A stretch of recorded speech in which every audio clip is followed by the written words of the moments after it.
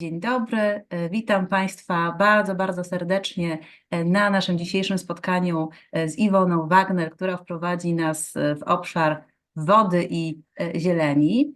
Spotykamy się w ramach akcji obywatelskiej Pytamy o Zielone, która jest realizowana przez Fundację Rozwoju Społeczeństwa Informacyjnego i finansowana ze środków Polsko-Amerykańskiej Fundacji Wolności. Realizujemy ją w gronie partnerów wspólnie z Fundacją Sędziwira, Rodzicami dla Klimatu, Polską Zieloną Siecią, Koalicją Klimatyczną, Fundacją Stocznia, Ogólnopolską Federacją Organizacji Pozarządowych, Fundacją Wspomagania Wsi i Światowym Ruchem Katolików na Rzecz Środowiska. Dobry wieczór Państwu. Dzisiaj będziemy rozmawiać o wodzie i o zieleni. Zanim do tego przejdziemy, chciałabym przede wszystkim bardzo podziękować za zaproszenie mnie do tej inicjatywy.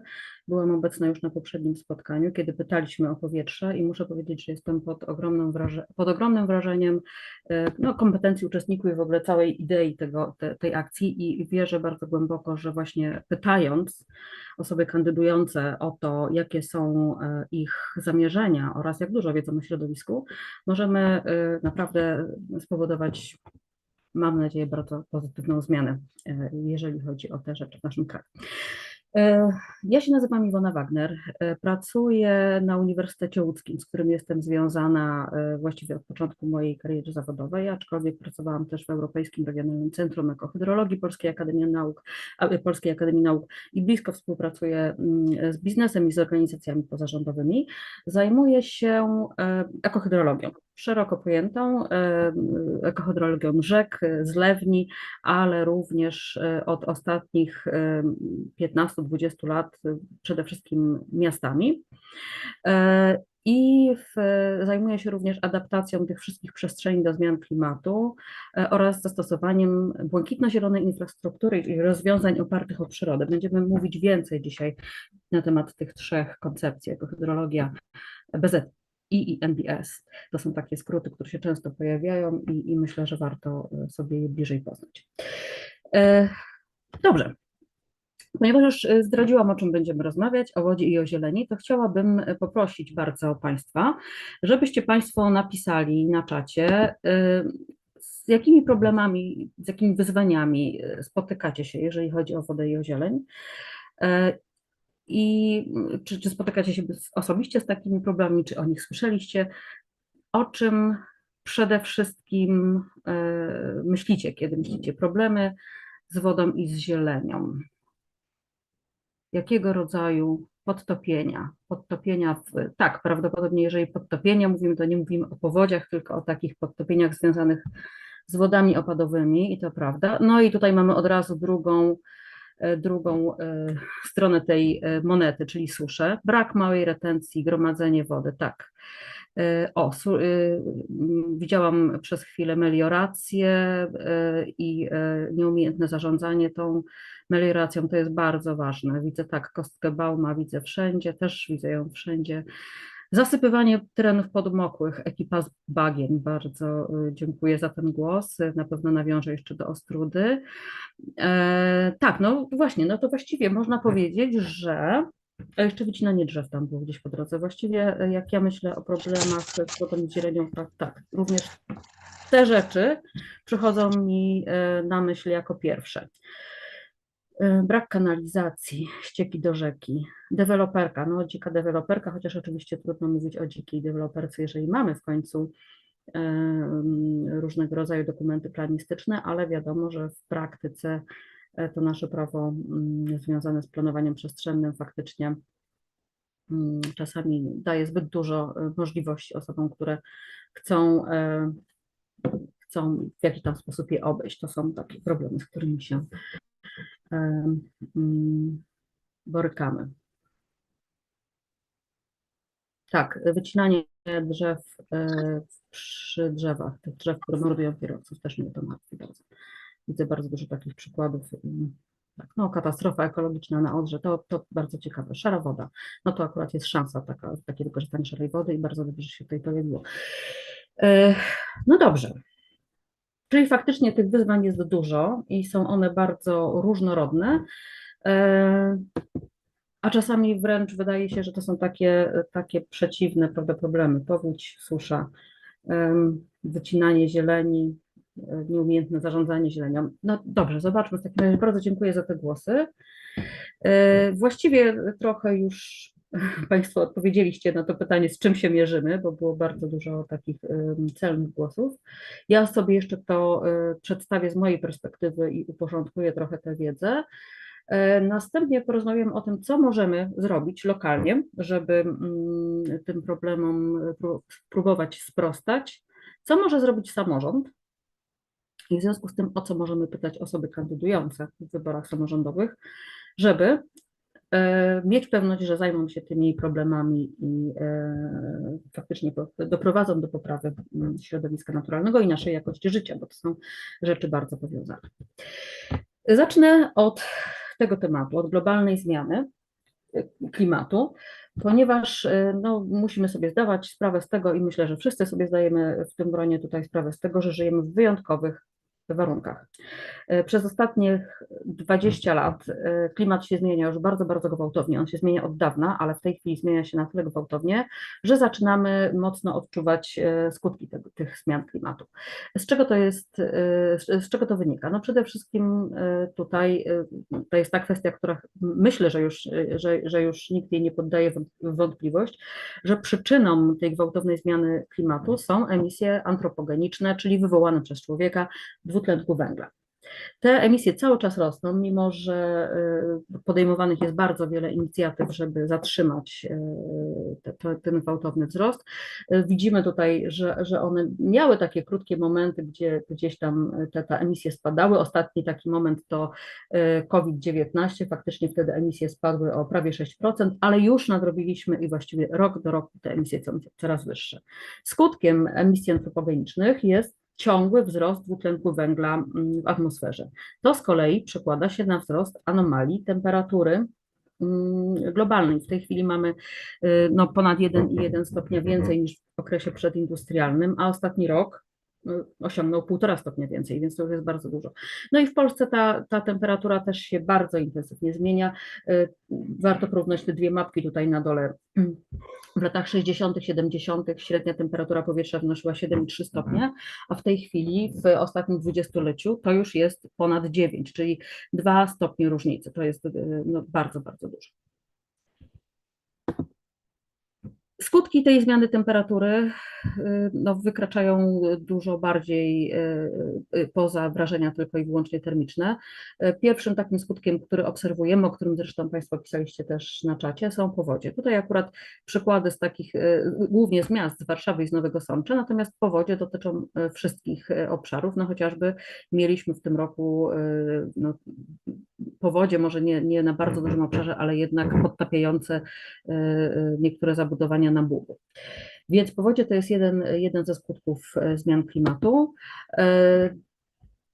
Powodzie mogą być różnego typu. Tutaj mam taki przykład z Radomia, z projektu Life Radom Klima, który prowadziliśmy tam przez kilka ostatnich lat, a więc najczęściej mówiąc powódź, myślimy o tej powodzi od strony rzek, to znaczy rzeka, która wylewa, po prostu wychodzi poza swoje koryto, wlewa się do doliny, która niestety często jest w naszych realiach zagospodarowana, albo też wylewa się dalej i wtedy mamy problem z powodzią od strony rzek, ale też i pojawiło się to u Państwa w wypowiedziach, te podtopienia od strony kanalizacji. To są takie podtopienia, które wynikają z tego, że szybko spływająca woda po powierzchni uszczelnionej miasta nie mieści się po prostu do tego systemu podziemnego i zaczyna gdzieś tam zalegać przy studzienkach, rozlewać się po szczelnych powierzchniach, nie wsiąka, nie może już dalej odpływać i powoduje takie lokalne podtopienia. Czyli mamy do czynienia z dwoma rodzajami powodzi, albo możemy mówić powodzi i podtopień.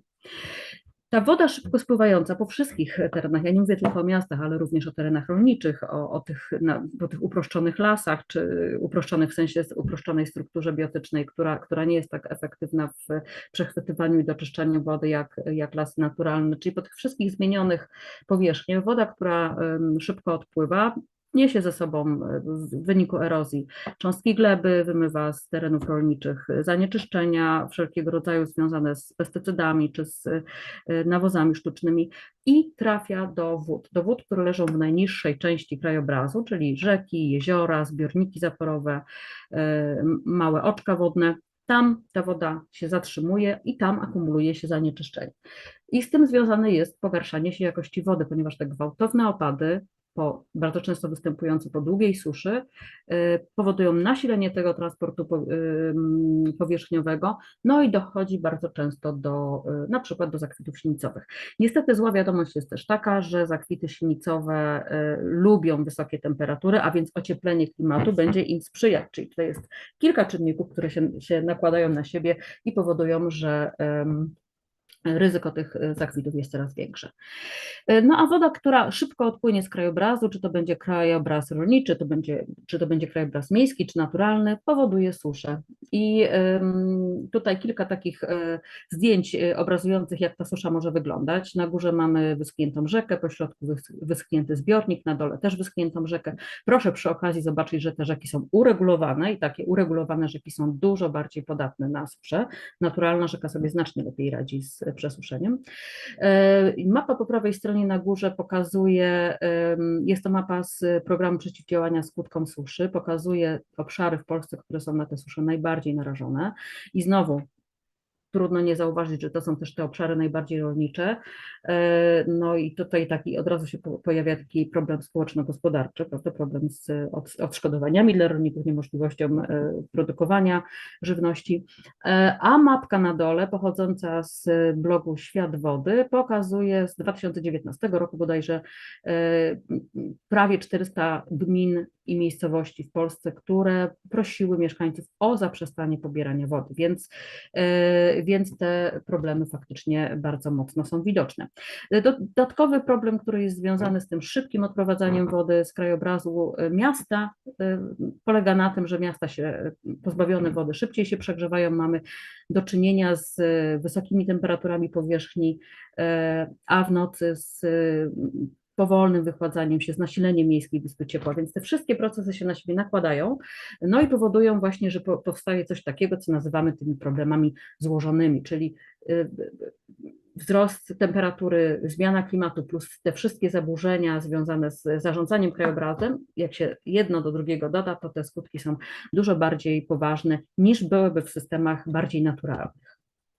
No właśnie, ale mamy kryzys bioróżnorodności.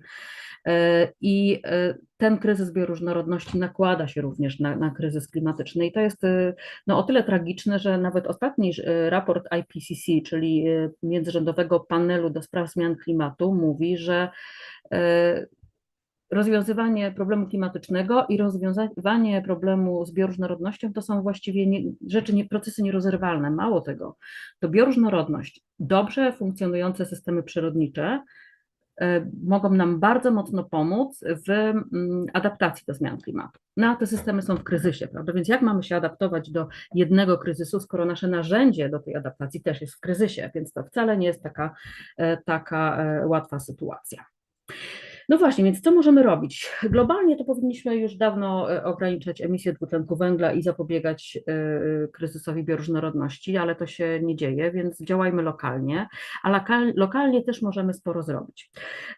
Przede wszystkim są dwie najważniejsze rzeczy, żeby adaptować się do zmian klimatu i żeby poprawiać stan roślinności, żeby w ogóle umożliwić wegetację roślinności i tworzyć wokół siebie takie korzystne otoczenie. Po pierwsze, naturalna retencja wody, ponieważ bez wody nie ma życia, nie ma roślin, nic się nam nie uda zmienić w przyrodzie, jeżeli tej wody nie będzie, więc ta naturalna retencja jest niezwykle potrzebna, a po drugie poprawa różnorodności biologicznej, ponieważ to, co jest niezwykle ważne, to jest to, żeby zieleń, którą mamy wokół siebie, była zdrowa, dobrze funkcjonowała, żeby to były systemy takie, no to jest mocno powiedziane, ale w miarę możliwości takie samo podtrzymujące się, dobrze funkcjonujące. To jest trudne w zmieniającym się klimacie, ale im bardziej naturalna zieleń, czy w ogóle powiedziałabym nie zieleń, tylko ekosystem, ponieważ potem z tą zielenią związane są, nie wiem, owady, ptaki, małe ssaki, duże ssaki, cała fauna glebowa na przykład, więc żeby cały ten system dobrze działał. I ważne jest też, żeby pamiętać o tym, że jest to ciągłe połączenie pomiędzy wodą a biocenozą czy biosferą, że krążenie wody jest podstawą rozwoju roślinności. Nie będzie roślinności, nie będzie tej fajnej przyrody wokół nas, jeżeli nie będzie dostatecznie dużo wody zgromadzonej lokalnie, ale również trzeba o tym pamiętać, że roślinność jest też narzędziem do tego, narzędziem do zatrzymywania wody, więc te procesy się tak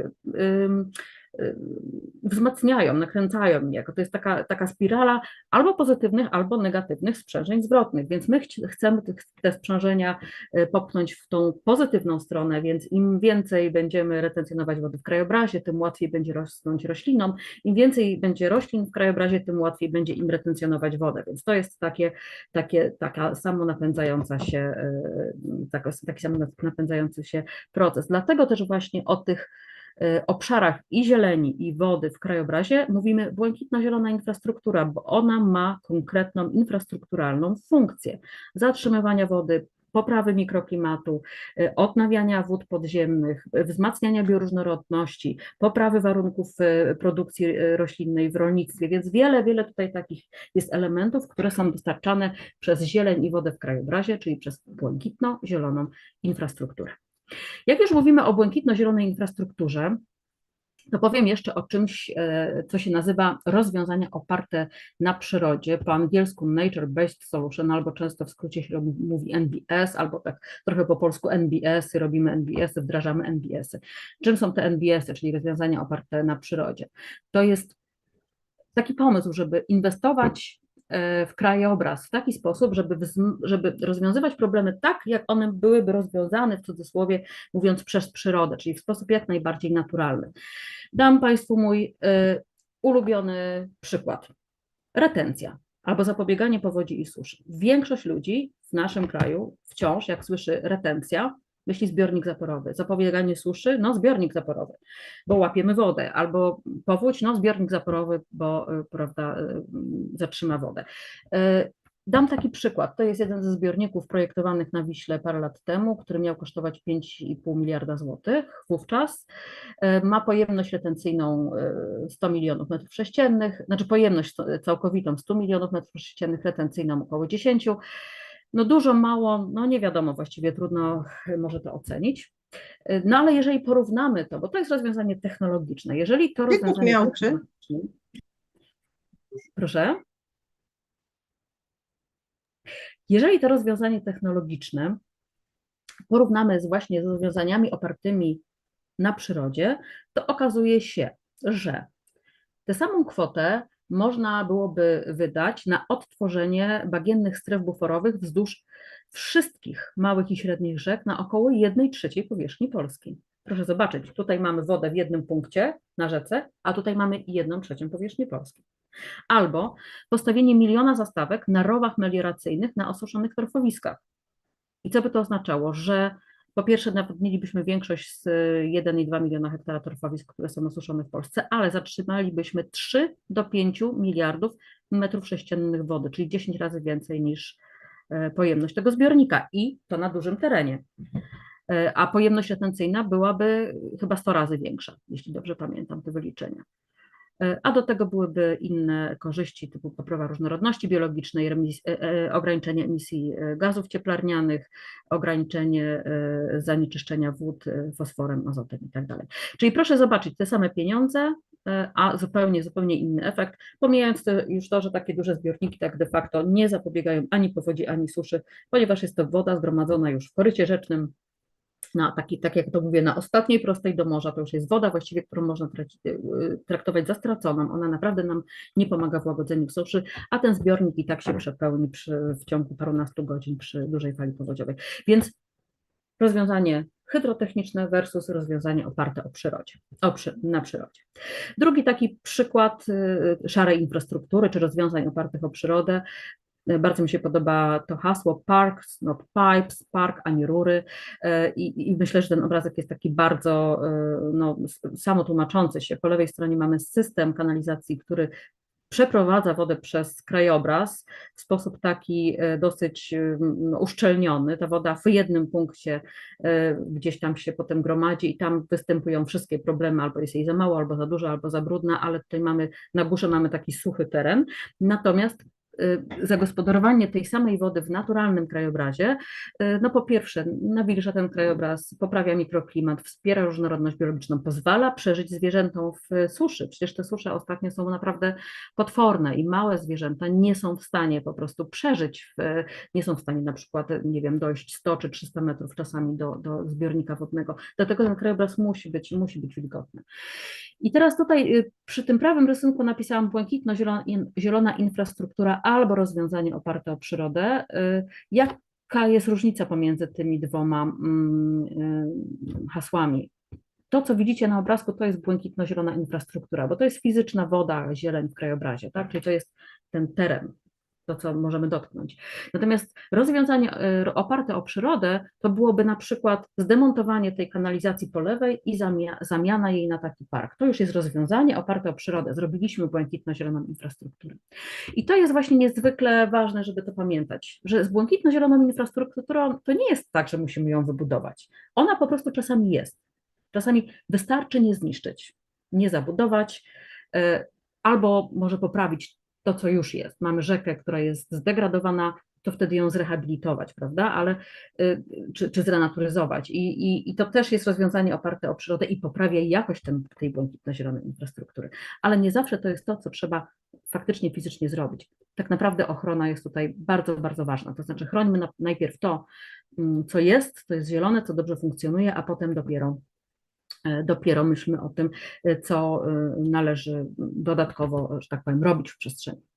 Druga bardzo ważna rzecz jest taka, że jeżeli już odtwarzamy jakąś przyrodę, czy tworzymy jakąś przyrodę, na przykład projektujemy tereny zielone, żeby one były jak najbardziej różnorodne biologicznie. Dlaczego? Dlatego, że jest taka hipoteza, która mówi o tym, że im wyższa różnorodność biologiczna, tym lepiej funkcjonuje ekosystem. I taki przykład z miasta. Mamy trawnik, do tego jeszcze krótko przestrzeżony z kilku gatunków roślin, albo mamy łąkę kwietną, to jest akurat przykład z Białegostoku. Białystok się stał naprawdę stolicą łąk kwietnych i taka łąka daje nam dużo więcej korzyści. Dużo skuteczniej łagodzi podtopienia i susze, no bo ta trawa ma taką 3-centymetrową, taki 3-centymetrowy system korzeniowy, to w ogóle nawet nie jest w stanie zmiękczyć tej twardej gleby. Tutaj mamy system korzeniowy na kilkadziesiąt centymetrów, więc woda wsiąka, zatrzymuje się wilgoć, poprawia się mikroklimat, zwiększa się wilgotność powietrza, doczyszcza się ta woda, jest atrakcyjna przestrzeń, lepiej wpływa na funkcjonowanie człowieka w tej przestrzeni, wzmacnia różnorodność biologiczną dodatkowo, więc bardzo, bardzo, bardzo dużo korzyści. To był przykład z miasta, to teraz przykład z rzeki. Mamy na górze taką rzekę, po jednej stronie zupełnie, właściwie no, trudno powiedzieć, że to jest rzeka, to jest właściwie taki kanał przewodzący wodę, który jest wybetonowany, a po prawej stronie wyobrażam sobie, że było lepiej, ale przyjechał ktoś, kto postanowił wykonać na niej prace utrzymaniowe, czyli jak ja to mówię, wyjął rzekę z rzeki i położył ją obok, tak? Ponieważ wszystko, co żyło, zostało stamtąd wyjęte. No, tego typu działania, czyli albo regulacja, albo właśnie takie bardzo agresywne prace utrzymaniowe powodują, że wszystkie systemy przyrodnicze tam przestają działać w tej rzece. Właściwie można powiedzieć, że nie ma systemu przyrodniczego.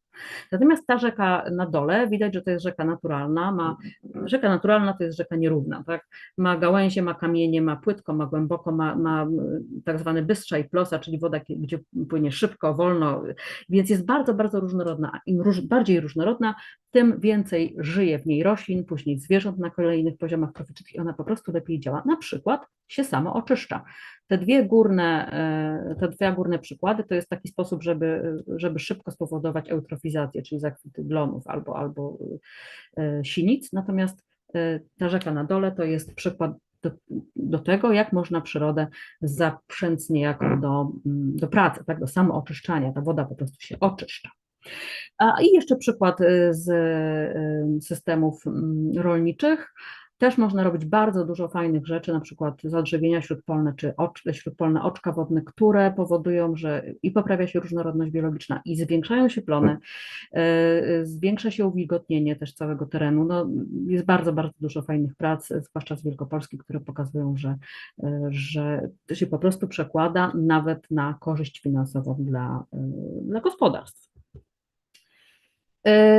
Więc tak jak mówię, przede wszystkim pamiętajmy o tym, po pierwsze nie szkodzić. Teren zielony to jest więcej niż tylko rezerwa pod zabudowę. Ja wiem, że w planach miejscowych czy w planach zagospodarowania przestrzennego bardzo często właśnie tak to wygląda, że tutaj zostawimy zielone, bo tutaj będzie kiedyś przemysł.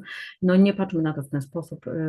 Musimy po prostu traktować te usługi, te korzyści, które mamy z zieleni w taki sposób, który jest równoważny tym korzyściom, które moglibyśmy ewentualnie pozyskiwać z innego sposobu użytkowania terenu.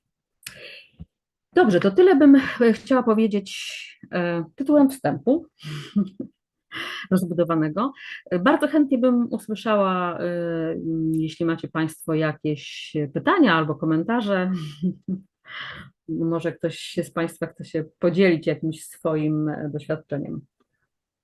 Na razie na czacie nie ma żadnych pytań. No widzę właśnie, że jest pusto na A razie. można mówić? Można, tylko to się nagrywa, uprzedzam. Dobrze, dzień dobry, Jan Butnicki. Ja mam pytanie, może Pani opisać lepiej, znaczy, na czym polega samo oczyszczanie wody? Co to jest za proces i jak on przebiega? Tak. Samoczyszczanie wody to jest proces, który się składa właściwie z 3 grup procesów, to znaczy z procesów fizycznych, chemicznych i biologicznych i polega na przetwarzaniu ładunku zanieczyszczeń różnego rodzaju, przede wszystkim azotu, fosforu, które się potem przekłada na eutrofizację, ale też to mogą być dioksyny, metale ciężkie, to mogą być różnego rodzaju zanieczyszczenia i one są przetwarzane w wyniku właśnie procesów fizycznych, chemicznych i biologicznych na różne sposoby. Mogą być asymilowane przez rośliny, mogą być dezaktywowane przez rośliny czy przez mikroorganizmy, mogą się rozpuszczać po prostu fizycznie, czy mogą podlegać przekształceniom chemicznym, więc jest bardzo dużo procesów takich, które na różne związki działają w bardzo różny sposób. Jakbym miała to obrazowo opisać, to powiedziałabym tak, że każda rzeka w zależności od swoich różnych opisujących ją parametrów, prędkości przepływu, ilości wody, tak zwanej hydromorfologii, czyli takiego właśnie skomplikowania tego koryta, tak? Im bardziej jest zróżnicowana, tym lepiej, i różnorodności biologicznej, ma, tak jak człowiek, ma inny metabolizm. Rzeka, która jest bardzo różnorodna, właśnie nierówna, meandrująca, z zakolami, z starorzeczami, z dużą ilością roślin, ze zwalonymi drzewami, taka no, żywa rzeka, ma bardzo wysoki metabolizm. Jeżeli dopłynie do niej jakaś ilość takich zanieczyszczeń, one bardzo szybko są po prostu przetwarzane przez całą tą strukturę biotyczną, bo to jest tak naprawdę no, fosfor, azot to są nutrienty, to są środki, to są związki odżywcze, więc one są po prostu zjadane niejako przez cały ten system biologiczny, a przy okazji są też przetwarzane inne związki. Natomiast rzeka uproszczona, na przykład taka jak pokazywałam, taka prościutka betonowa, w której nic nie rośnie, to jest taki tylko, się wydaje, że tam nic nie rośnie, bo bakterie, glony na przykład, bardzo często jest tak, że nie potrzebują jakiejś bardzo skomplikowanej struktury fizycznej, żeby przeżyć, są gdzieś tam zawieszone w wodzie, prawda, więc one będą brały tę pożywkę. I ta rzeka ma mały metabolizm, nie może pobierać tych wszystkich związków i ich dezaktywować, raczej to wszystko idzie w bakterie, w glony, które potem gdzieś tam się, prawda, wpływają na estetykę tej rzeki, nie wiem, śmierdzi, gdzieś tam coś gnije, coś, no, prawda, jakby rzeka można powiedzieć, że jest przekarmiona wtedy, nie daje sobie rady z tymi zanieczyszczeniami. Natomiast rzeka taka, która ma dobrze rozbudowaną tą strukturę biologiczną, fajnie sobie radzi, metabolizuje to zanieczyszczenie. To mamy jeszcze pytanie. Dobrze. Dziękuję. Tak, właśnie widzę, jak przekonywać samorządy lokalne do tworzenia planów adaptacji do zmian klimatu. No to myślę, że to będzie za chwileczkę, odniosę się do tego w drugiej części, bardzo chętnie. To co, jest jeszcze jakieś pytanie, To czy... ja mam jedno małe pytanie. To, co pani pokazywała, łąkę kwietną i ten drugi obrazek to był trawnik, który usechł? Tak, to był trawnik, tak. Oczywiście trzeba sobie zdawać sprawę, tak, że to jest być może z innego czasu i tak dalej. To ja po prostu chciałam to pokazać obrazowo, natomiast bardzo często, no, zdajecie sobie też Państwo sprawę z tego, że te trawniki krótko strzyżone, po prostu one pierwsze wypadają, bo to jest maleńka wysokość, maleńki system korzeniowy, to czasami wystarczy kilka dni upałów i trawnika nie ma. Czy jest realne przygotowanie miasta na powodzie błyskawiczne przez Nature-Based Solutions, na przykład przez ogrody deszczowe? Ja bym powiedziała tak, jest realne i jest bardzo wiele przykładów, na przykład w Niemczech.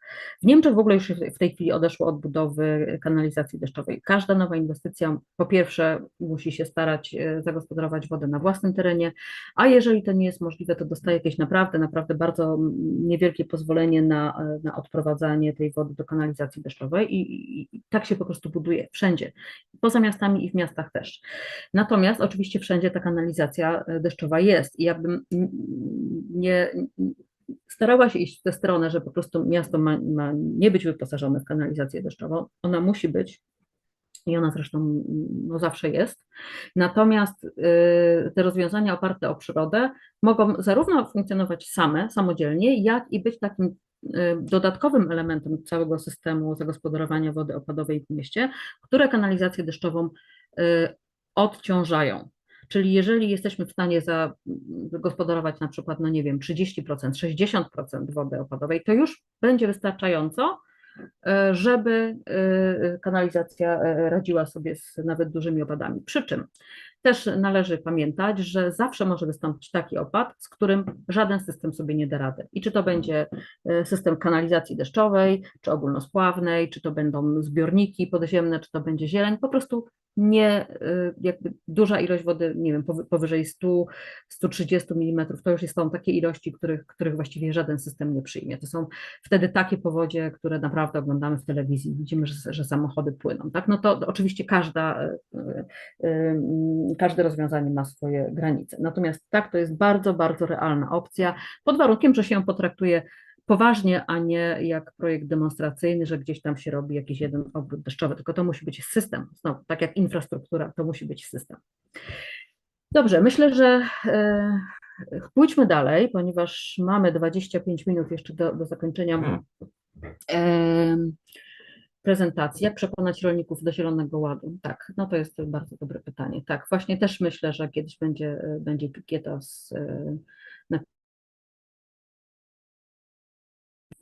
chcemy wody, tak? A wiadomo, że ta woda głównie może być zatrzymana w krajobrazie przez na przykład mokradło. Nie wiem, jak przekonać, możemy o tym porozmawiać pod koniec naszej prezentacji. Co może zrobić samorząd? Króciutko. Po pierwsze, samorządy mają instrumenty prawne. I tutaj przede wszystkim obowiązkowe różnego rodzaju strategie, które mówią o kierunku rozwoju gminy. Na przykład program ochrony środowiska i to jest absolutnie dokument, który leży w jego wykonaniu leży w obowiązku gminy, czy w kompetencjach gminy i pokazuje nam i kontekst środowiskowy i zarysowuje kluczowe działania w obszarze ochrony środowiska. I ja bardzo zachęcam Państwa do tego, żeby sobie w swojej gminie ściągnąć taki program ochrony środowiska i zobaczyć, co tam jest. I nie spodziewam się, ponieważ to są wieloletnie programy, a naprawdę dużo mówi się o zieleni, o wodzie, o klimacie, o tych wszystkich rozwiązaniach opartych o naturę dopiero przez ostatnich parę lat, więc nie spodziewałabym się, że tam znajdziemy bardzo dużo tego typu zapisów. Pewnie nie znajdziemy ich wcale, natomiast być może warto dociekliwie pytać, jak one będą realizowane. Natomiast zawsze coś tam można próbować pozytywnego z tych zapisów wycisnąć, że tak powiem. I są też nieobowiązkowe dokumenty strategiczne, na przykład takie jak strategia rozwoju gminy, czy właśnie mówiliśmy przed chwileczką o planach adaptacji. I to mogą być miejskie plany adaptacji, ale to mogą być też gminne plany adaptacji, albo ostatnio miałam przyjemność pracować na ziemi kłodzkiej, gdzie robiliśmy wspólnie międzygminny plan adaptacji, w który jest zaangażowanych 11 gmin. To już drugi taki plan, bo podobny plan powstaje w Dolinie Baryczy, gdzie 8 gmin współpracuje razem, więc takie inicjatywy się dzieją i one są faktycznie bardzo cenne. Następnie ważne dokumenty, takie jak plany ogólne, w tej chwili studium, tak, czy plany zagospodarowania przestrzennego, a za chwileczkę to będą plany ogólne, które gminy muszą sporządzić. I to są właśnie, to jest niezwykle ważny dokument, który może nam posłużyć właśnie do tego, żeby powiedzieć, tu jest zieleń, ale to nie jest rezerwa pod zabudowę, nie. To jest zieleń, która jest naszą,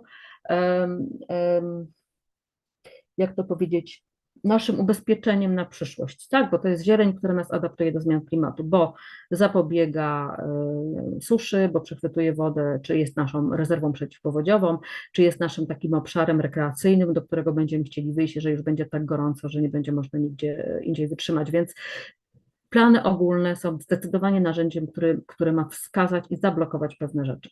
Następnie mamy miejskie plany zagospodarowania przestrzennego, które doprecyzowują zapisy planów ogólnych w mniejszej skali. I tutaj to jest takie fajne narzędzie, z którego warto korzystać. To jest długotrwały proces, nie wszyscy to lubią, nie wszyscy chcą, ale można w miejskich planach adaptacji, pokażę takie przykłady, z sukcesem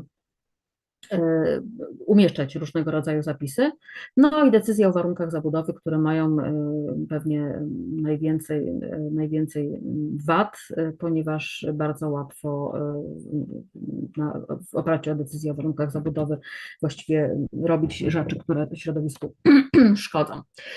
Następna kategoria tych instrumentów prawnych i regulacyjnych to są regulacje lokalne. I tutaj na przykład mogą być różnego rodzaju regulacje dotyczące nowych inwestycji, albo ich jakiejś rozbudowy, albo przebudowy, albo rewitalizacji. I warto, żeby takie lokalne prawo wyrażało jakąś intencje gminy, tak? Chcemy, żeby były stosowane tylko gatunki rodzime na przykład.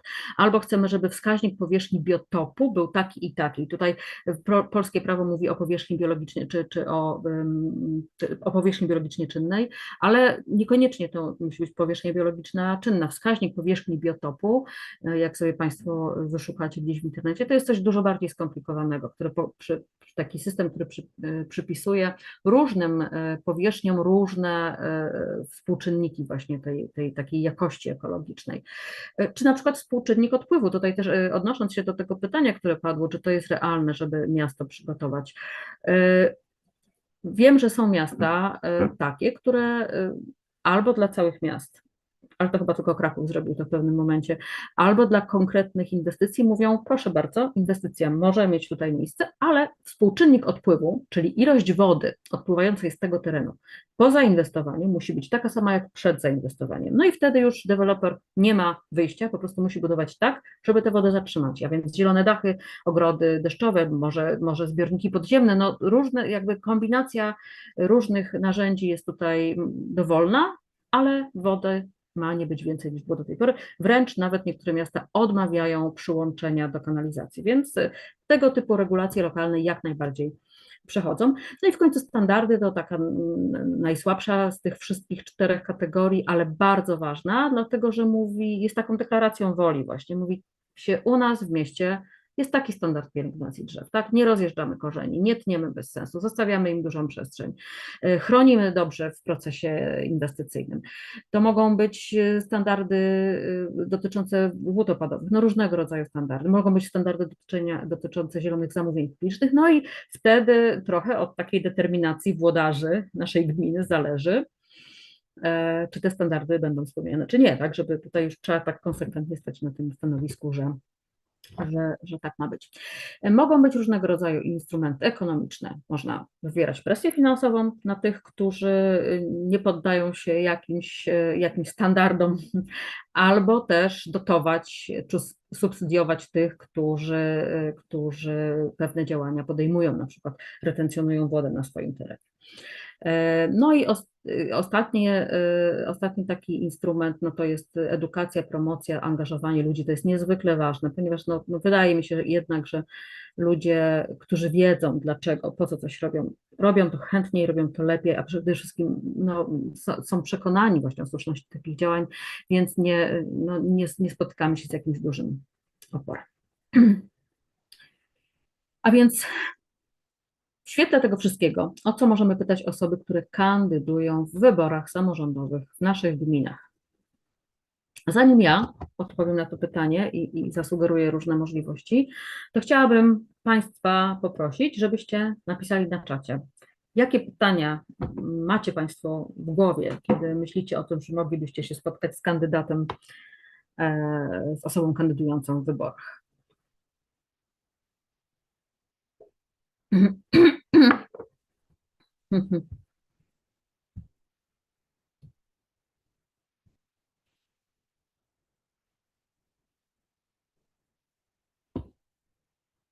Tak, to prawda, tutaj szybko, to długi wpis, więc szybko go czytam. Tak, oczywiście osoby kandydujące zawsze będą się bały utraty poparcia, ale być może tym bardziej niezwykle istotne są te akcje oddolne, edukacyjne, tak, że w momencie, kiedy mieszkańcy gmin zaczynają rozumieć, że pewne rozwiązania są po to, żeby poprawić jakość życia, żeby wyjść naprzeciw przyszłym wyzwaniom, to wydaje mi się, że też zmienia się nie tylko stosunek do tego typu rozwiązań, ale nawet wręcz oczekiwanie w stosunku do osób, które kandydują. Więc to wszystko jest kwestia budowania takiej świadomości.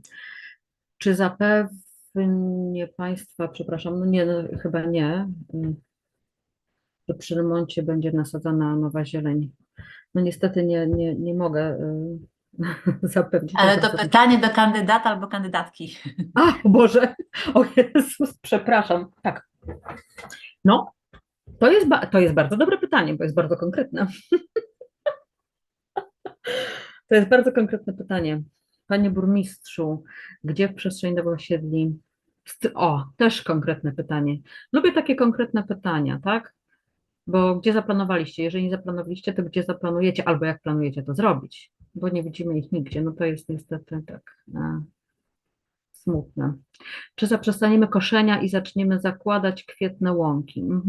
Ja mam też taką myśl a propos kwietnych łąk, że ludzie czasami obawiają się tych krzaczorów, prawda? Bo w rozwiązaniach opartych o przyrodę jest tak, że przyroda nie zawsze wygląda pięknie, tak? To nie jest zawsze ogród z lilią wodną, czy tam oczko wodne z lilią wodną po środku, czasami wygląda gorzej, ale też są takie metody, żeby sobie z tym radzić. No, można tam częściowo podkosić, częściowo zostawić na przykład, albo można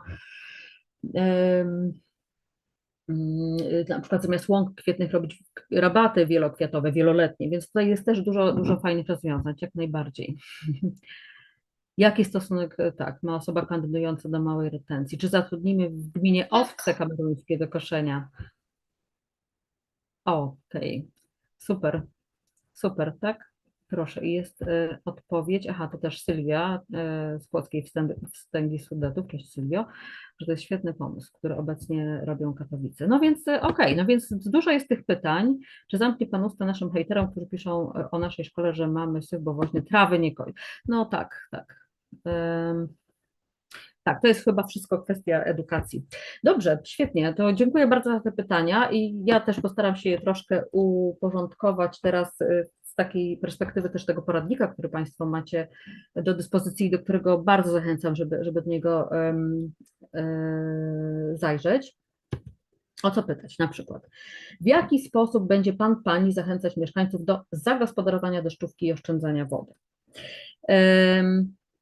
Te przykłady, które będę pokazywała, to są przede wszystkim takie przykłady oddolne, więc one w ogóle budzą, jak szykowałam tę prezentację, to byłam taka pełna dobrych emocji, widząc na ilość akcji oddolnych, które dzieją się w tej chwili w całej Polsce właśnie w tym kierunku, żeby żeby działo się lepiej, tak, żeby było więcej wody i zieleni. Tu jest przykład z Polkowic, gdzie jedna z radnych zaangażowała i radnych, i pracowników Urzędu Miasta, i mieszkańców w budowę ogrodu deszczowego, a to było połączone też właśnie z warsztatami edukacyjnymi, więc tak naprawdę oddolna inicjatywa, ale o tyle cenna, że to gmina pokazuje mieszkańcom, w jaki sposób można zagospodarować wodę opadową.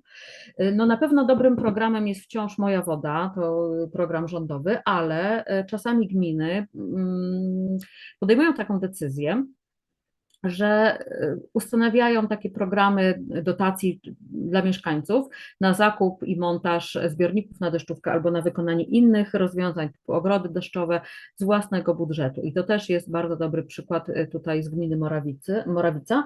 No a myślę, że takich przykładów jest więcej.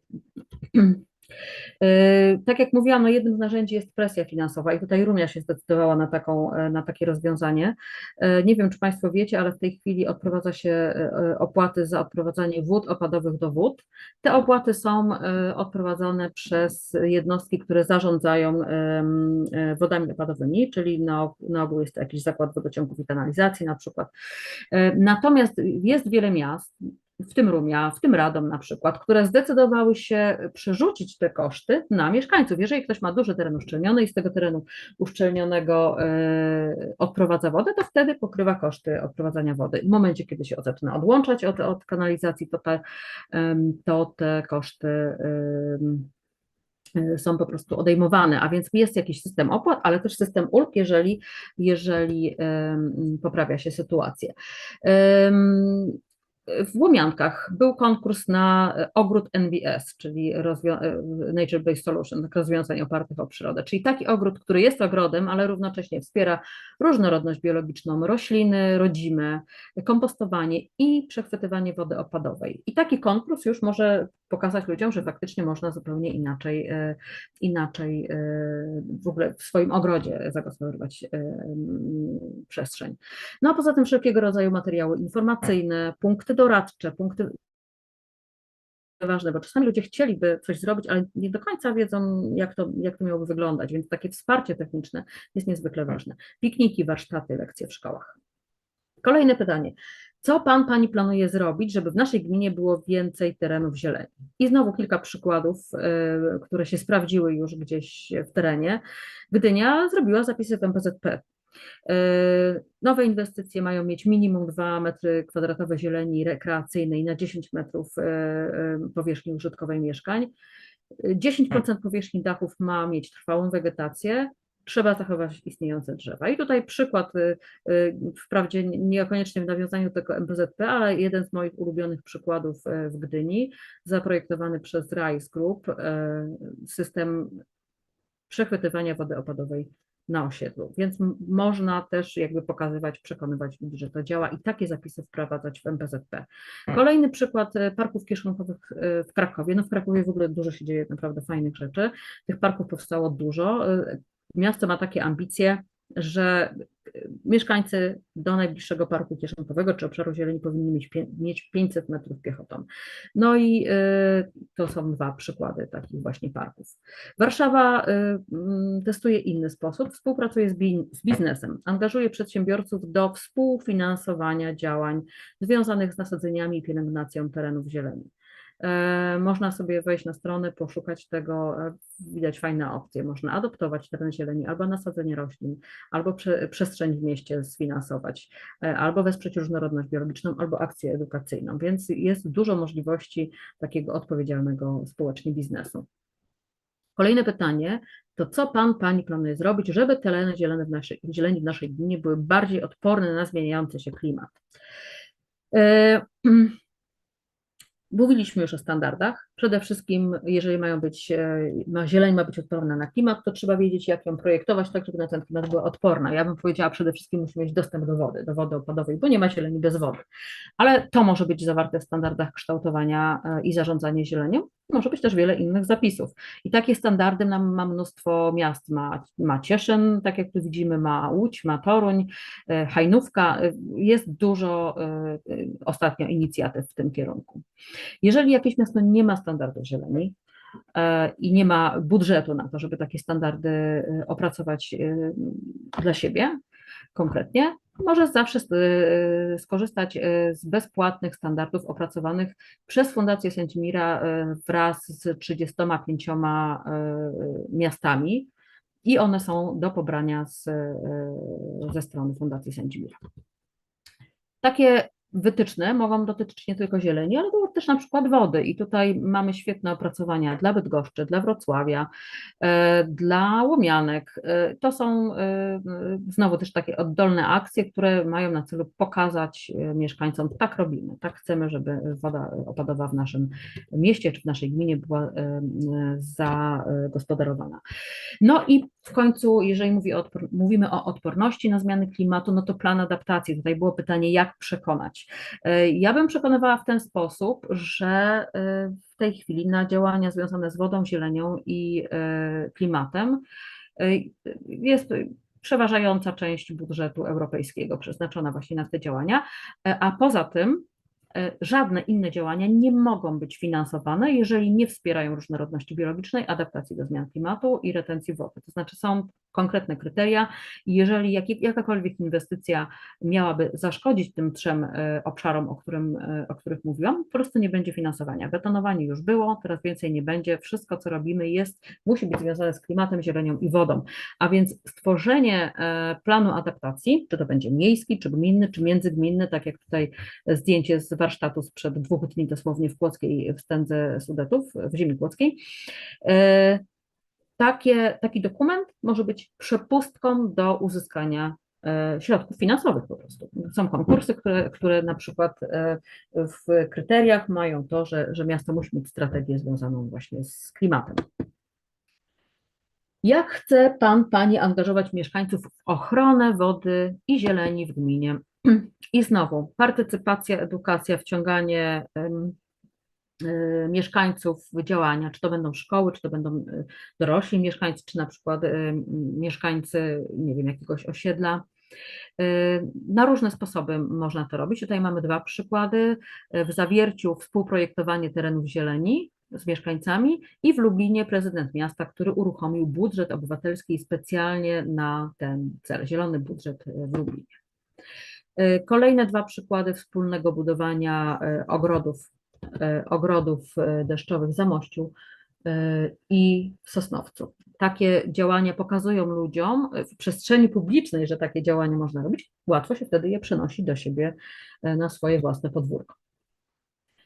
Jakie pan, pani planuje podjąć działania na rzecz ochrony, renaturyzacji mokradeł, torfowisk, terenów podmokłych, bagien, rzek, jezior i tak dalej? Widziałam, że tutaj mamy osoby z Ostródy, z ekipy z bagien, to panie doskonale wiecie, że to bardzo często jest tak, nie tylko tak, że ktoś planuje podjąć, znaczy to, że ktoś by planował podjąć takie działania, to byłoby już bardzo dobrze. Bardzo często jest tak, że władze po prostu zupełnie nie chcą takich rozwiązań. Po pierwsze właśnie powiedzmy sobie dlaczego to jest ważne, żeby renaturyzować rzeki i odtwarzać mokradła. Tutaj widzicie państwo rzeczkę pod Piasecznem. Widać ją, prawda? Bardzo wyraźnie ją widać, ona jest świetna, bo jest bardzo meandrująca. Tak wygląda prawdziwa rzeka. Już naprawdę niewiele takich rzek, zwłaszcza w pobliżu miast, się widuje. Ona jest świetna dlatego, że jest właśnie nierówna, że ma bystrza plosa, czyli wodę, która płynie szybko, wolno, z kamieniami, z piaskiem, z mułem, z roślinami, bez roślin, wszystko jest, cały wachlarz różnych możliwości. I jest czymś innym niż rzeka taka, bo ona mogłaby równie dobrze tak wyglądać, tak? Być prostym korytem, o równiusieńkich brzegach, no ale wtedy właśnie taka rzeka traci wszystkie swoje właściwości oraz my tracimy korzyści związane z jej funkcjonowaniem, ponieważ rzeka naturalna jest przede wszystkim, no, nawet popatrzmy na długość tego koryta, już tylko w samym korycie się mieści więcej wody, więc już ma zapobieganie powodzi i suszy. Ma wyższą bioróżnorodność, jest po prostu ciekawsza, więcej ma zwierząt, roślin, zachodzi w niej samooczyszczanie, no i w ogóle super miejsce na wycieczki, no i na ryby, bo w tej prostej rzece no tam niewiele co przeżyje, prawda? Jak ktoś lubi ryby, to raczej będzie jej szukał w takiej rzece naturalnej. No i to, co lubię, ja nie wiem, czy państwo słyszycie dźwięk z mojego komputera, ale to jest sposób, żeby poznać, czy rzeka jest zdrowa, czy nie, bo rzekę zdrową słychać. Ona płynie i przelewając się przez kamyki, przez karpy drzew, czyli przez korzenie, nagle okazuje się, że słychać dźwięk wody. To jest przykład renaturyzacji rzeki w Radomiu. Ona wyglądała tak, jak tutaj widać na tym górnym lewym zdjęciu. To był taki prosty kanał. Została zmeandrowana. Tutaj widzicie Państwo na tym filmiku, że płynie teraz takim meandrującym kanałem. Wylewa czasami na Dolinę Zalewową, a więc ma świetne działanie przeciwpowodziowe. No i po prostu jest naprawdę, sprawdzaliśmy to, dużo parametrów biologicznych zostało bardzo, bardzo dobrze poprawionych. Piaseczno przygotowuje się też do renaturyzacji rzek. Zrobiło Piaseczno takie duże opracowanie, które ma na celu w ogóle renaturyzację, rewitalizację centrum miasta, ale również rzeki. I teraz świetnie, że są takie projekty. Piaseczna akurat właśnie zrobiła ten plan bardzo dobrze. Natomiast kiedy słyszycie na przykład renaturyzacja, dopytujcie o szczegóły, bo ludzie nie zawsze wiedzą, co to jest renaturyzacja, tak? Albo co to jest utrzymanie rzek. To takie hasła muszą budzić zawsze waszą czujność. Utrzymanie rzek, trzeba sprawdzać, czy to nie chodzi czasem właśnie o to wygrzebanie rzeki z rzeki, tak? Czy to będzie prawdziwe utrzymanie. Są świetne standardy, które też mówią, w jaki sposób rzeki powinno się utrzymywać. Mogę Państwu je podesłać. Jestem z Piaseczna, projekt to nie wszystko. No właśnie o tym mówię, że to trzeba jakby, projekt to jest jedno, potem rzeczywistość drugie. A więc jak słyszycie, utrzymanie rzek, renaturyzacja. Nie każdy przez renaturyzację rozumie faktycznie poprawy bytowania roślin i zwierząt. Czasami renaturyzacja to jest po prostu remont ścieżek. To nie jest renaturyzacja. Jest to i naprawdę trzeba pytać o szczegóły. Ja bym powiedziała tak jak w filmie, czy leci z nami pilot, tak? Czy jest z nami biolog, czy jest na sali biolog. Jeżeli są biolodzy w programie renaturyzacji, to jest duża szansa, że będą dbać również o tą właśnie biologiczną część rzeki. I poza tym renaturyzacja rzeki naprawdę stwarza możliwości zrobienia fajnej, nowej przestrzeni. Tutaj przykład z Opoczna, rzeka Wąglanka i Drzewiczka, płynąca, tak jak widzicie Państwo w tej prawej animacji, gdzieś tam na tyłach rozwalających się garaży, zupełnie nieatrakcyjna przestrzeń. Okazuje się, że kiedy zapytaliśmy i urzędników, i mieszkańców o to, jak chcieliby, żeby ta przestrzeń wyglądała, to powstały wspaniałe projekty, które, no mam nadzieję, że chociażby w ramach funduszy z Feniksa, to jest takiej europejskiej inicjatywy, można pozyskać i faktycznie wdrożyć. Więc te rzeki mają naprawdę szansę stworzenia fajnych przestrzeni publicznych w miastach. Warto o to dopytywać, moim zdaniem. Kolejne pytanie, w jaki sposób będzie Pani chronić obszary cenne przyrodnicze na terenie gminy, na przykład starodrzewia, wiemy, z tymi drzewami jest zawsze problem, naturalne zbiorniki wodne, cieki, tereny podmokłe. No więc powiedziałabym tak, naprawdę warto mieć takich włodarzy gminy, którzy no, są po stronie przyrody, bo i Miedźno jest takim przykładem. Tutaj wójt po prostu wsparł protest mieszkańców bez wahania, napisał listy tam, gdzie trzeba, do ministerstwa, do RDOŚ-u, czyli do Regionalnej Dyrekcji Ochrony Środowiska, zaplanował prace legislacyjne, żeby ustanowić pomniki przyrody, zablokowano wycinkę tych drzew. Podobna inicjatywa w gminach Nadarzyn, Brwinów, Podkowa Leśna, Las Młochowski. Też duże wsparcie burmistrza Rady Gminy. W takich sytuacjach naprawdę się bardzo dobrze pracuje i chociaż gmina czy burmistrz no nie ma takiej mocy sprawczej, prawnej, żeby ustanowić formę ochrony przyrody, no to jednak jeżeli jest pełna determinacja, naprawdę można zablokować wiele działań. Izabelin, zieleń przyjazna naturze, sadzimy rośliny rodzime w gminie Izabelin. O, to akurat a propos tego pojęcia czwarta przyroda.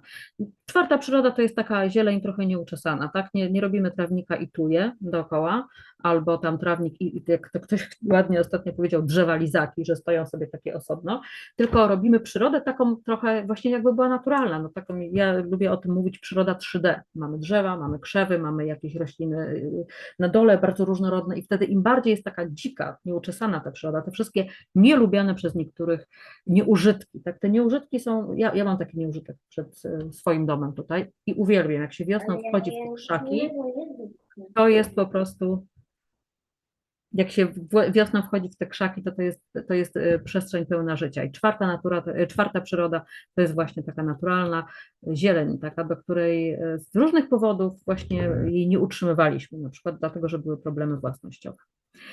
Mogą być dokumenty, zapisy w dokumentach planistycznych. Świetny przykład z Krakowa. Kraków już od lat blokuje doliny rzeczne przed zabudową, po to właśnie, żeby tam tworzyć parki rzeczne. Bardzo zachęcam do tego, żeby sobie poszukać tej inicjatywy w internecie i się z nią zapoznać. I chyba to będzie już ostatnie pytanie. Jakie działania zwiększające retencję zamierza Pani podejmować? Tutaj powiedziałabym, że przede wszystkim dobrze działają przykłady. Widzieliśmy już jeden taki przykład na samym początku tej prezentacji. Jeżeli gmina coś robi, to też to jest takie zachęcające dla innych, dla mieszkańców, dla innych osób, żeby takie działania podejmować. Na przykład w Leśnej stworzono Centrum Adaptacji do Zmiany Klimatu i bardzo dużo takich rozwiązań pokazowych BZI, czyli błękitno-zielonej infrastruktury, tam powstaje. Rewitalizacja podwórek w Szczecinie, takie zielone podwórka powstają w wielu miastach i znowu radzę się temu dobrze przyglądać, bo zielone podwórka mają być bardziej zielone po rewitalizacji niż przed, tak? Czyli żeby to znowu nie ograniczało się do wybudowania ścieżek, tylko faktycznie, żeby tam wprowadzać przyrodę, najlepiej czwartą przyrodę, i zagospodarowywać wodę opadową. Ulgi podatkowe, kolejne narzędzie, które jest w ręku burmistrza, tak, w ręku gminy. Można zwalniać z podatku od nieruchomości na jakiś czas albo obniżać podatek od nieruchomości. I tutaj przykłady z Kalisza i z Częstochowy.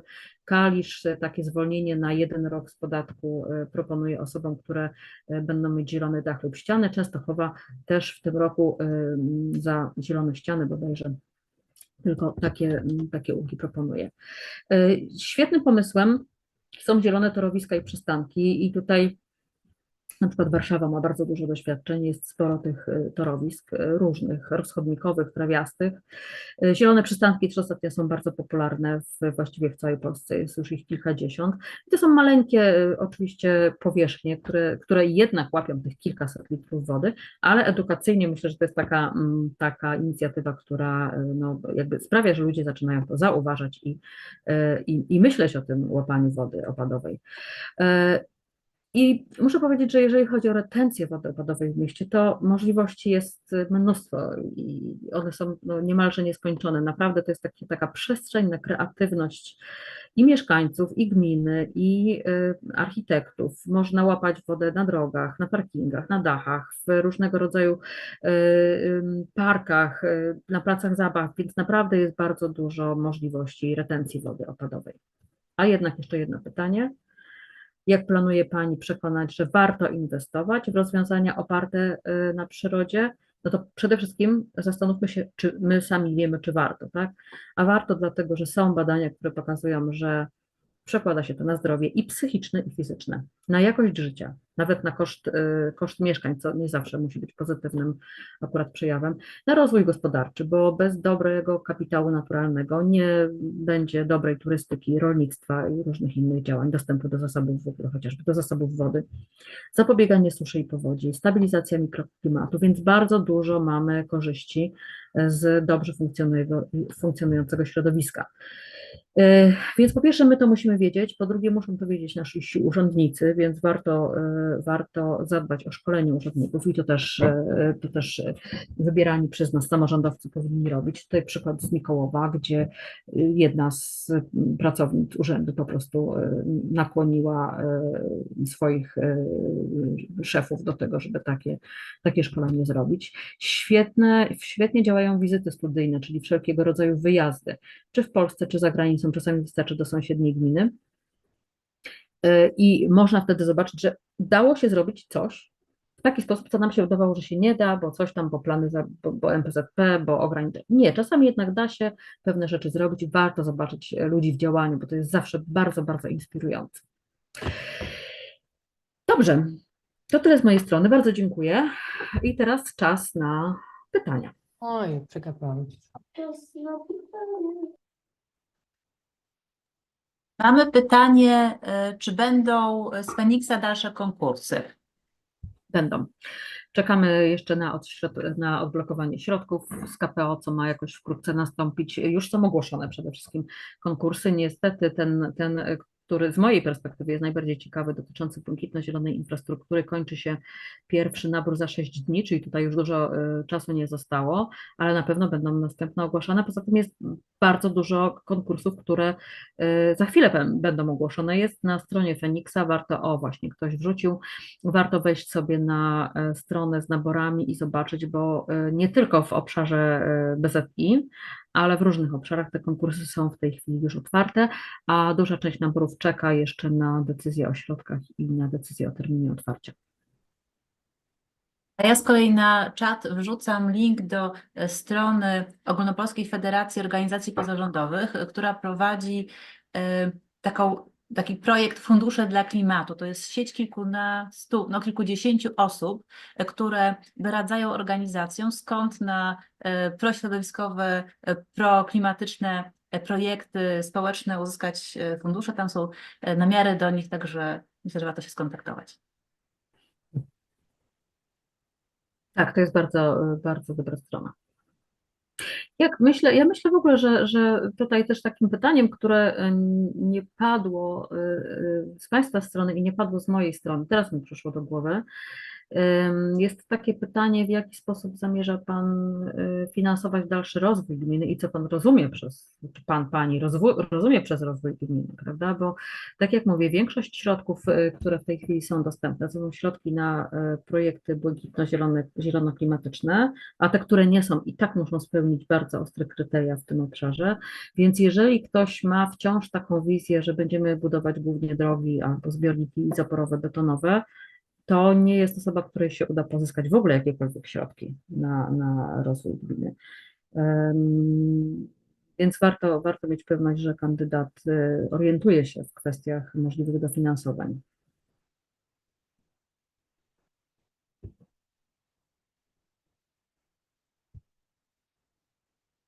Popatrzę, co tutaj jeszcze mamy na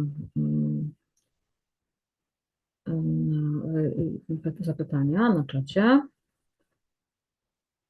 Pytanie o wolę w zainwestowanie w błękitno-zieloną infrastrukturę i bioróżnorodność wokół placówek oświatowych i opiekuńczo-wychowawczych. To myślę, że to jest w ogóle bardzo dobry kierunek. Z wielu powodów. Po pierwsze, właśnie bardzo łatwo dofinansować tego typu działania. Tutaj Feniks chociażby jest bardzo dobrym źródłem finansowania tego typu działań. Po drugie, te rozwiązania wcale nie muszą być bardzo drogie, więc nawet można z uczniami wykonywać takie działania we własnym zakresie. I gminy, które chcą gdzieś tam zacząć raczkować w kwestii BZI, a są dysponentami tych terenów przy szkołach, przy przedszkolach, bardzo chętnie, moja perspektywa jest taka, moje doświadczenie jest takie, bardzo chętnie się zgadzają na takie działania. No na przykład właśnie w Piasecznie przy 3 szkołach, 4 szkołach nawet, zakończyliśmy w zeszłym roku taki projekt, gdzie powstały ogrody deszczowe, niecki chłonne, jest odprowadzana woda z dachów, no jest bardzo, bardzo dużo takich właśnie demonstracyjnych obszarów zrobionych. No i kolejnym takim przykładem jest Radom, w którym przez 7 lat w tej chwili, zakończył się w zeszłym roku projekt, przez 7 lat trwał projekt właśnie adaptacji przestrzeni miejskiej do zmiany klimatu, Life Radom Klima, i w ramach tego projektu Life również zostało sfinansowanych chyba 13 szkół, przy których są różnego rodzaju rozwiązania. Są ogrody deszczowe, są nieskich-chłonne, są duże takie zbiorniki na wodę, są zbiorniki naziemne, no bardzo, bardzo dużo różnych rozwiązań. I zresztą to są takie miejsca, myślę, i również te wszystkie przykłady, które Państwo macie podane w poradniku, to są naprawdę takie miejsca, które warto odwiedzić, bo tam są zdeterminowani ludzie, którzy działają oddolnie. I tutaj się bardzo często okazuje, że nawet jeżeli gmina nie jest bardzo sprzyjająca, to albo znajdzie się ktoś, kto jednak jest zainteresowany w urzędzie gminy albo w radzie gminy, albo ktoś z mieszkańców, kto jednak jest w stanie bardzo dużo lokalnie zdziałać. Myślę, że Państwo jesteście takimi osobami, które są zdeterminowane, żeby pracować lokalnie. Ja mam pytanie. Tak? Powiedziała Pani, że renaturyzacja to jest lepsze zabezpieczenie przed powodzią. Właściwie było to napisane na prezentacji. A może Pani wyjaśnić, dlaczego i czy są na to badania Tak, oczywiście. finansów, wód, i tak dalej? Tak, Ja widzę renaturyzację jako przeciwieństwo regulacji. Regulacja polega na tym, że uszczelnia się koryto, prostuje się koryto i już chociażby sama czysta arytmetyka objętości koryta wyprostowanego, czyli dużo, dużo krótszego od takiego meandrującego, mówi, ok, no to w korycie mamy mniej miejsca na wodę. Więc to już jest pierwszy powód. Drugi powód jest taki, że regulacja na ogół jest związana z tym, że odcina się rzekę od doliny zalewowej, a dolina zalewowa bardzo często przy rzekach zrenaturyzowanych jest po prostu zagospodarowana, więc wtedy, jeżeli mamy wezbranie, czyli podnosi się poziom wody w rzece i rzeka wylewa na dolinę zalewową, to powoduje powódź. Powódź to jest wezbranie, które ma skutki społeczno-ekonomiczne. Jeżeli tam jest jakaś zabudowa, ona zostanie zalana, to wtedy mamy powódź. Natomiast jeżeli mamy rzekę naturalną, to jest rzeka, która ma łączność z doliną, to znaczy ona się kręci, meandruje po dolinie, ma jakieś starorzecza, ma jakieś boczne odnogi, albo nawet jeżeli nie ma, to ma tą dolinę w miarę naturalnym stanie zostawioną, czyli to jest wtedy ta jej przeciwpowodziowa pojemność, czyli rzeka może spokojnie wylać na tę dolinę zalewową i wrócić do swojego koryta, nie powodując żadnych szkód.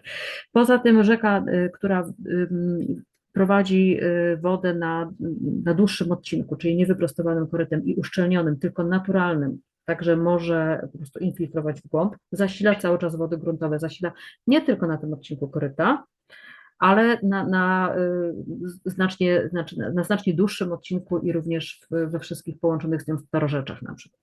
Więc również wylanie się wody na dolinę zalewową powoduje, że ta woda infiltruje, czyli odbudowuje wody gruntowe, większe jest parowanie, więc jakby przy rzece zrenaturyzowanej po pierwsze woda płynie wolniej, po drugie jest jej w krajobrazie dużo więcej, w krajobrazie Doliny Zalewowej i poza tym zamiast tego szybkiego odprowadzania, które gdzieś tam się musi potem skumulować ostatecznie, jak już dopłynie na przykład do drugiej rzeki albo do jakiejś zapory albo do mostu, to ta woda jest bardziej skierowana góra-dół, tak? Czyli płynie wolniej do przodu, ale więcej wsiąka, więcej paruje, więcej jest zatrzymywane w strukturze biologicznej, więc po prostu ma dużo, dużo większą pojemność retencyjną. Zresztą mam taką myśl, że budowanie zbiorników zaporowych to jest taka próba zrobienia takiej właśnie doliny zalewowej w jednym miejscu, takiej malutkiej, no ale to oczywiście w jednym miejscu to nie działa, prawda? To musi być dużo większa przestrzeń.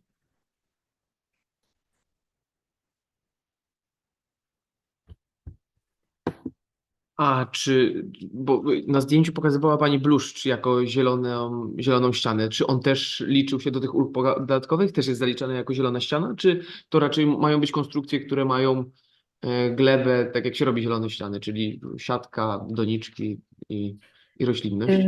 Jeżeli chodzi o Kalisz, Częstochowa nie wiem, a jeżeli chodzi o Kalisz, to tam były takie obwarowania, że to właśnie miała być ściana z pnączami, czyli jakimikolwiek roślinami, które mają korzenie w glebie, czyli musiała być możliwość wzrostu i zasilania tych roślin z gleby przy budynku, albo takie rozwiązania, o których Pan mówi, czyli trwała wegetacja na ścianach.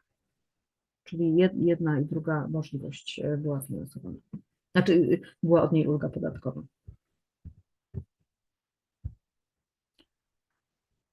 Mam trochę inne pytanie. Jak można nakłonić do przeniesienia zakładów prywatnych? Mamy tuż przy rzece 2 złomowiska, które nie dość, że hałasują i pylą miejsce zamieszkania obywateli, inne miejsca pracy, to jeszcze trują rzekę i obszar Natura 2000. Za jakiś czas są kontrole, za każdym razem mieszczą się w progach, czy to jeśli chodzi o hałas, czy o zanieczyszczenie. W co większość mieszkańców wątpi. Rządzący jednak boją ruszyć się ten temat i nie ma o tym żadnych rozmów. A z rzeką Radomia jest coraz gorzej. Co może poradzić na to zwykły obywatel? Myślę, że zwykły obywatel przede wszystkim przed wyborami musi się zapytać, co kandydaci zamierzają z tym zrobić. Myślę, że to jest dobry pomysł. To są trudne tematy. To są trudne tematy, bo oczywiście nie wiemy, z jakiego powodu rządzący boją się ruszyć ten temat, ale wydaje mi się, że to właśnie w takich momentach jak teraz trzeba ten temat wyjąć i o nim rozmawiać, może nawet uzyskać jakieś deklaracje. I chyba warto może nakłonić swoją gminę do tego, żeby spróbować zaplanować razem z mieszkańcami tę przestrzeń w okolicy rzeki, tak żeby ona miała zupełnie inny charakter. No nie wiem, myślę, że tutaj musi być jakaś determinacja jednak ze strony włodarzy gminy, czy jakaś zgoda, przynajmniej przyzwolenie. Trudny temat. Myślę, że wspólne wypracowanie z mieszkańcami jakiejś wizji zagospodarowania tego terenu jako taki pierwszy krok mógłby być chyba ciekawy. Ale czy to zadziała? No nie wiem.